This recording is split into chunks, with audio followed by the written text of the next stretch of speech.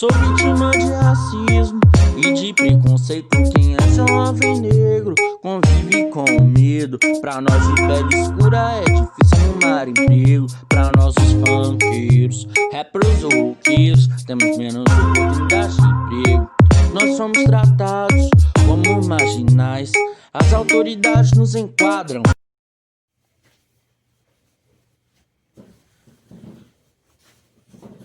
E aí, gente, tudo bem com vocês? Bom, nesse vídeo eu vou falar sobre um assunto que eu prometi para vocês que eu ia falar, né? Sobre agressão. Bom, vou resumir aqui porque a história é muito longa, né?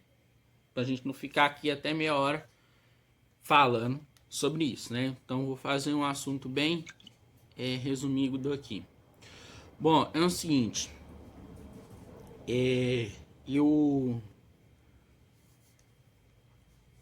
comecei a estudar desde a creche. Eu era agredido, tá? Os meninos sempre me faziam de saco de pancada, achavam que eu era o bobo da turma e começavam a fazer maldade comigo, sabe? Então o que acontece? Eu apanhava demais e nessas situações aí eu não sabia como é que eu ia reagir. Então teve a minha primeira escola que eu estudei, se chama CEL, Centro Educacional Unido. Essa escola fechou, mas enquanto eu estudei lá, essa creche, eu não queria ir para essa creche de jeito nenhum. Eu ficava chorando para ir, não queria ir. Até que meu pai pegou e falou assim comigo: Sandro, me conta a história de um gatinho. Aí eu peguei e falei: era uma vez um gatinho que ia para a escola, sofria bullying, era agredido, ninguém tinha paciência com ele, os professores tratavam esse gatinho mal. Aí eu peguei e comecei a falar com meu pai. Meu pai resolveu ir na escola e nisso depois que ele foi lá na escola, ele conversou com os professores e eu parei de chorar para ir para a escola. E fui para a escola normalmente. E depois disso, eu fui para essa escola fechou, essa creche fechou, eu fui para outra creche que chamava Centro Educacional Turma do Esmilinguido. É aqui em Belo Horizonte. Que acontece? Nessa escola eu apanhava demais também. E teve um dia que tava todo mundo sentado na escola, né? Tava todo mundo sentado ali, assistindo no pátio, assistindo, uma palestra falando sobre as plantas. E eles estavam mexendo num vaso de barro. E aí as crianças estavam todas enfileiradas uma atrás das outras. Aí beleza. Teve um menino que levantou, deu um tapa na cabeça de um. Um bateu no outro, outro caiu no outro, outro caiu no outro. Efeito dominó, gente. Foi efeito dominó. Um caindo atrás do outro, até chegar em mim. Quando chegou em mim, eu caí, bati o dente, esses dentes da frente aqui, ó. Bati esses dois dentes no vaso de barro, né? Vaso de barro na planta. O vaso quebrou e os meus dentes, consequentemente, também quebraram. Eu gritei, não foi nem porque o que aconteceu de eu ter quebrado o dente, foi porque eu vi aquele tanto de sangue na minha mão. E aí eu fiquei desesperada. E os meus professores me levaram pra lá, pro banheiro, lavar minha boca. Chamaram os pais da criança. Não lembro se chamaram os meus pais, mas eu sei que eles chamaram os pais da criança. E depois disso, eu fiquei sabendo que minha avó morreu. Depois que minha avó morreu, meu pai já tinha ido para Portugal. Eu fui para Portugal com ele. E com ele não, fui para Portugal com minha mãe alguns anos depois. Meu pai ficou lá 6 anos e eu fiquei lá 5 anos e meio. Então, 1 ano e meio depois que meu pai viajou, nós fomos atrás do meu pai, eu e minha mãe. Aí nós moramos lá no total 5 anos e meio. Meu pai morou lá 6 anos. E aí, quando eu cheguei lá, eu comecei a estudar lá, fiquei de primeira a quarta série lá. E fiquei de primeira a quarta série lá. Tinha um menino lá que me ensinava a lutar. Ele chama... Eu lembro o nome dele até hoje. Ele chama Saritur. E minha mãe não gostou que ele estava me ensinando a lutar. E ela conversou com ele. E ele parou de me ensinar a lutar. E eu pedi a ele para me ensinar a lutar, mas ele não queria mais porque minha mãe não queria que ele me ensinasse. Beleza. Aí, o que acontece? Tinha um menino, tinha 3 meninos na verdade, que lá nessa escola que eu estudava. Um menino chamava Álvaro, outro Miguel e outro Raul. Esse Raul, a mãe dele e ele moraram comigo na minha casa, porque eles tinham chegado de Moçambique e não tinham lugar para ficar. Aí eles moraram lá com a gente há alguns meses. Aí, só que esse menino foi estudar, só que esse tal de Raul foi estudar na mesma escola que eu. E o que aconteceu? Ele começou a ver que os meninos batiam muito em mim, que os meninos faziam maldade comigo e tal. Ele pensou assim, não, pera aí, já que os meninos batem nele e não dá nada pra eles, então eu vou bater nele também. Aí ele começou a me bater também. Aí ficou esse menino, esse Raul, Miguel e tal de Álvaro. O Miguel, eu conheci a mãe dele. Nisso que eu conheci a mãe dele, eu comecei a falar pra mãe dele as coisas que esse Miguel fazia comigo.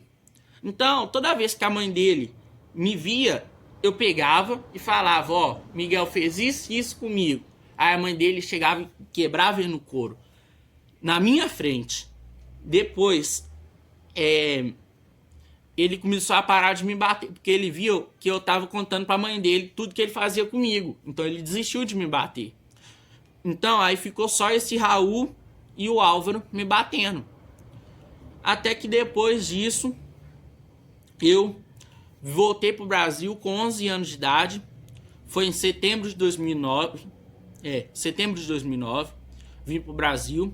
Fiz o primeiro o quinto e o sexto ano aqui numa escola evangélica. Uma escola particular evangélica. Só tinha riquinho. Foi um dos piores momentos que eu passei, porque eu, nossa, tive que lidar com gente fresca, tive que lidar com gente que humilha os outros. Foi assim, muito ruim. Então, os professores, fiz amizade com alguns, né? Da creche também, eu tive 2 professores que eu tenho contato com eles até hoje, né? E aí, o que aconteceu? Aconteceu o seguinte, que eu era um menino muito inconsequente. Eu era um menino muito inconsequente, gente. Eu fui amadurecer depois que eu completei 18 anos. 18? Não, mais. Quando eu completei 20 anos. Hoje eu tô com 22, então eu amadureci com 20 anos. 20 anos. 18 anos eu ainda fazia merda ainda. Com 20 anos eu fui amadurecer. Então, ó, o que acontece? Eu saí dessas escolas, fui para uma escola municipal na favela. Gente, foi apesar de eu ter passado essas situações que eu vou falar pra vocês, mas foi uma das melhores épocas que eu passei, velho. Sério. Ó, o que acontece? Eu fui pra essa escola, né? Nessa escola, eu vi o pessoal tudo escutando funk, rap, e eu pensei assim, não. E vi as meninas dançando. Falei, nossa, que legal. Não, eu quero virar MC. Aí eu comecei, antes de virar MC, eu comecei a escrever poema. Eu comecei a escrever vários poemas e tal. O pessoal falava que eu até pegava o poema da internet, mas eu não pego poema da internet, é tudo criado da minha cabeça mesmo. Eu escrevo poema. Até hoje eu escrevo, só que eu ultimamente não tenho tido muita vontade de estar escrevendo poema, anotando no caderno, não. Mas eu ainda faço poemas ainda. Eu ainda faço. Geralmente eu faço mais poema quando a pessoa pede, né? Mas eu fazia assim mesmo, eu faço só bem de vez em quando mesmo. É muito raro eu fazer, eu faço mais é música. Mas eu ainda escrevo poema. Então o que acontece? Os poemas que eu escrevia, que eu sempre escrevi, é romântico, poema romântico. Sempre falando de relacionamentos, seja de amizade, seja de namoro, seja de relacionamento de pai e filho, de irmão e irmã. Sempre tem sempre alguma coisa relacionada a relacionamento. Seja familiar, seja conjugal, seja de amizade, mas tudo relacionado a relacionamento. Tudo que é relacionado à parte de relacionamento, eu sempre escrevi poemas falando nessa parte. Então, os meus poemas é sempre para esse lado. Bom, aí eu comecei a ter gosto de escrever poema. Aí eu vi o pessoal escutando funk e tal, eu perguntei,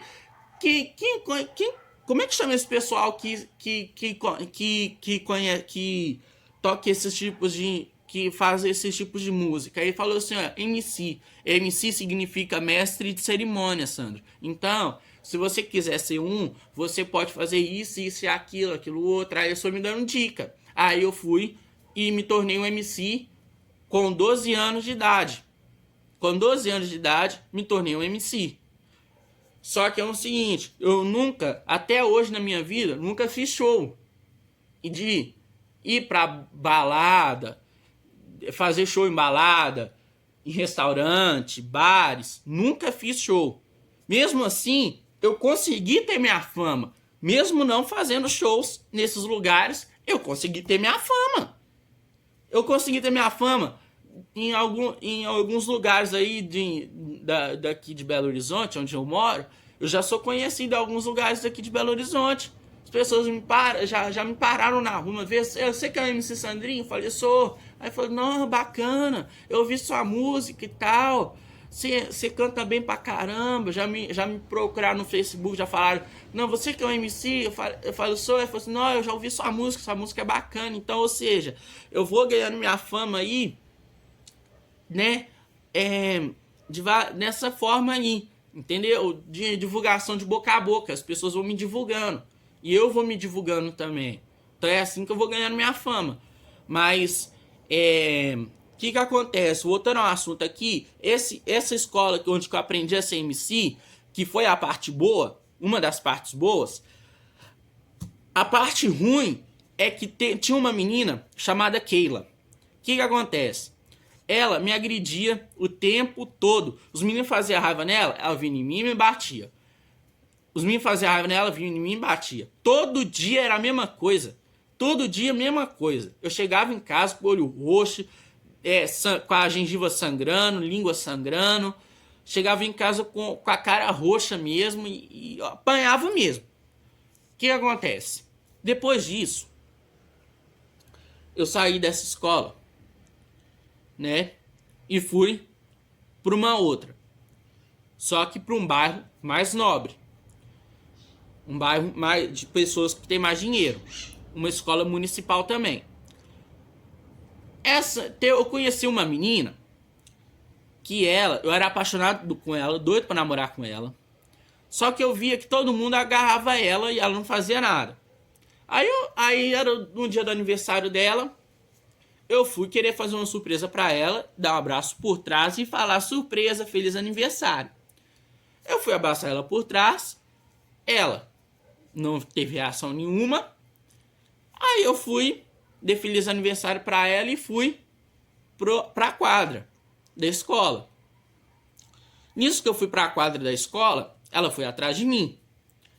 Nela indo atrás de mim, ela me deu um tapão nas costas, que eu quase fiquei sem ar. Foi, sério, nessa hora, eu não pensei nada. Nessa hora eu fiquei com tanta raiva dela, que eu não pensei se ela era mulher, se ela era filha de não sei o que, filha de não sei das quantas. Não fiquei nem aí pra situação financeira dela, não tava nem aí. Eu parti pra cima dela, queria bater nela. Porém, eu fiz o seguinte: eu não bati nela, só assustei ela. Entenda uma coisa: eu não bati nela, só assustei. Ou seja, eu comecei a dar chute na direção, eu dei chute, soco na direção dela, mas nenhum soco, nenhum chute pegou nela. Entenderam, gente? O que eu quis fazer ali? Amedrontar ela, mostrar pra ela que eu não sou saco de pancada de ninguém. Então, aí desde esse dia, teve até um professor meu de educação física que conversou comigo e tal, perguntou por que eu tava alterado, conversou comigo. Aí ele foi me acalmando. Aí ele falou assim: Sandro, faz o seguinte, já que ela fez isso com você, vamos lá na diretora, aí você conta pra ela o que aconteceu. Você conta tudo isso que aconteceu, tá? Eu não tiro sua razão, mas você não deve agir por impulso, porque senão você perde sua razão. E ele na maior tranquilidade falando comigo, entendeu? Então, ou seja, o cara teve psicologia pra falar comigo. Então, o cara pegou e falou comigo dessa forma, com cuidado e tal. Sandro, você tem que fazer isso e aquilo, entendeu? Então você não precisa agredir a pessoa nem nada, sabe? Então, não agride, Sandro. Vamos lá. Aí eu falei com a diretora e tal, a diretora não tava lá na hora, mas a coordenadora conversou comigo, conversou com ela também. Aí a coordenadora chamou a atenção dela, não de mim, mas chamou a atenção dela. Ela não tirou minha razão. A coordenadora não tirou minha razão, porque eu agi em legítima defesa. Então, ela me agrediu para eu reagir. Então, eu agi em legítima defesa. Então, a coordenadora não me chamou minha atenção, mas chamou a atenção dela. Então, não deu nada para mim, mas ela tomou ocorrência. Então, quem ficou prejudicado em tudo foi ela. Então, aí depois ela foi estudar comigo na outra escola, nessa escola que eu me formei, que eu me formei em 2017, no ensino médio. Essa menina foi estudar comigo nessa escola. Essa menina foi aprontar na escola, foi expulsa da escola. Depois disso eu parei de apanhar de menina. Parei. Nunca mais uma menina levantou a mão pra mim, porque eu comecei a saber me impor. Eu cortava a onda. As meninas queriam me levantar a mão pra mim, eu falava assim: olha, pera aí. Se você não gostou, não vem encostar a mão em mim, não. Se você quiser, você conversa comigo, mas não encosta a mão em mim. Eu não tô encostando a mão em você, você me respeita. Eu comecei a falar isso desse jeito. As meninas pegou e falou: opa, pera aí, então não vou fazer isso com ele não. Entendeu? Então eu parei de apanhar de menina, porque eu comecei a cortar a onda delas sem agredi-las, mas me impondo naquela situação. Então, gente, eu aconselho vocês que são homens que apanham de mulher, você não precisa agredir a mulher para mostrar para ela que ela tá errada. Você tem que se impor como um homem, falar firme, sem que não sei o que, sem mimimi. Seja direto. Não vem com mimimi, não. Você tem que ser direto, gente. Você tem que ser direto, Fez isso? Toma. Fez isso? Toma. Não é você chegar aí e espancar a mulher, não, sou. Entendeu? Aí você perde sua razão, hein? Não, quase que eu perdi minha razão, porque se eu tivesse espancado a menina, né? Eu ia perder minha razão. Então, o que vocês têm que fazer? Ó, se impõe, tá? Se impõe como um homem. Ó, não encosta a mão em mim. Você fala desse jeito. Se você quiser, nós vamos conversar. Mas se você encostar a mão em mim, o bagulho vai ficar doido pro seu lado. Se ela duvidar, você segura. Se ela for partir pra cima de você, você segura os braços dela. Você segura e imobiliza. Faz aqui. Gente, muitos homens de vocês, eu aconselho vocês a praticar jiu-jitsu, tá? Porque o que acontece? Quando a mulher for agredir vocês, vocês se imporam. Se impôs. Mas mesmo assim ela agrediu vocês, o que vocês fazem? Imobiliza ela. Aí vocês vão imobilizar ela, ele chama a polícia, fala assim, ó, a mulher tá descontrolada aqui, tá querendo me agredir, tá? Eu imobilizei ela aqui pra ela não me agredir. Venham aqui e prendam ela, porque ela tá me agredindo, ela tá super alterada e eu não quero fazer nenhum mal pra ela. Então vem aqui. Aí a polícia vai lá, vai conversar e vai tomar as medidas cabíveis. Entenderam? Então, gente, essa foi a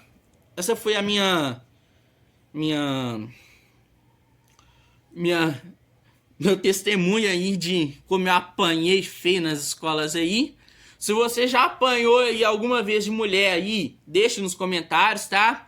Porque não se esqueçam, gente, outra coisa, Lei Maria da Penha é para ambas as partes, viu? Tanto o homem quanto é agredido, quanto a mulher que também é agredida. Entendeu? O homem quando é vítima e a mulher quando é vítima. Então não é só pra mulher não, tá? Então é homem quando é vítima e mulher também quando é vítima. Então, gente, se uma mulher quiser agredir vocês, gente, denuncia, vai lá na Lei Maria da Penha, denuncia e a mulher vai presa, tá? Porque a agressão, tanto de uma parte quanto da outra, não pode. Não pode.